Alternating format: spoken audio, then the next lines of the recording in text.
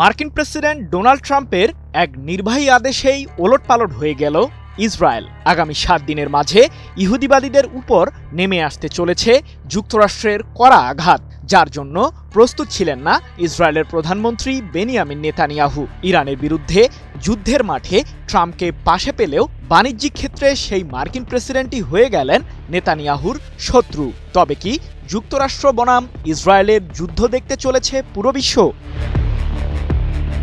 নিজ স্বার্থের বেলায় বন্ধুকেও ছাড় দেন না মার্কিন প্রেসিডেন্ট ট্রাম্প, যার দৃষ্টান্ত নিজেই স্থাপন করলেন তিনি। ৩১ জুলাই কয়েক ডজন দেশের উপর ৪১% পর্যন্ত বাণিজ্যিক শুল্ক আরোপ করেছে মার্কিন প্রশাসন, যার মধ্যে ইসরায়েলও রয়েছে। ১ আগস্ট এক প্রতিবেদনে বিষয়টি নিশ্চিত করেছে ইসরায়েলের সংবাদ মাধ্যম দ্য জেরুজালেম পোস্ট। বাণিজ্য ঘাটতি কমাতে ইসরায়েল থেকে আমদানি করা পণ্যের উপর ১৫% নতুন শুল্ক আরোপের ঘোষণা দিয়েছেন ট্রাম্প, যা আগামী ৭ দিনের মাঝেই কার্যকর হতে চলেছে। এক নির্বাহী আদেশে এমন ঘোষণা দিয়েছেন মার্কিন প্রেসিডেন্ট। তবে এ বিষয়ে এখনও আনুষ্ঠানিকভাবে কোনো প্রতিক্রিয়া জানায়নি নেতানিয়াহু সরকার। এর আগে গত এপ্রিলে ইসরায়েলের উপর ১৭% শুল্ক আরোপের ঘোষণা দেন ট্রাম্প, কিন্তু সেই ঘোষণার প্রায় ৪ মাস পর ইসরায়েলের উপর থেকে মাত্র ২% শুল্ক ছাড়ের নির্দেশ দেন প্রেসিডেন্ট ট্রাম্প।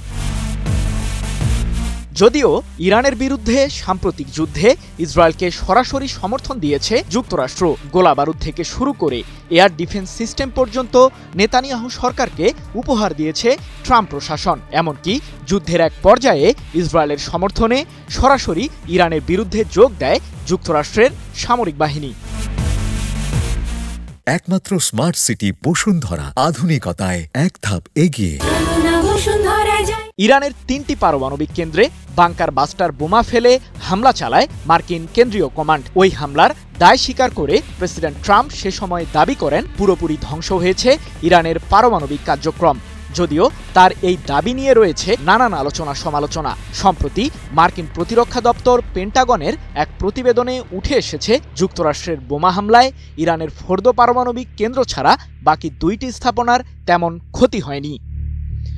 সৃজন মাহমুদ, নিউজ 24।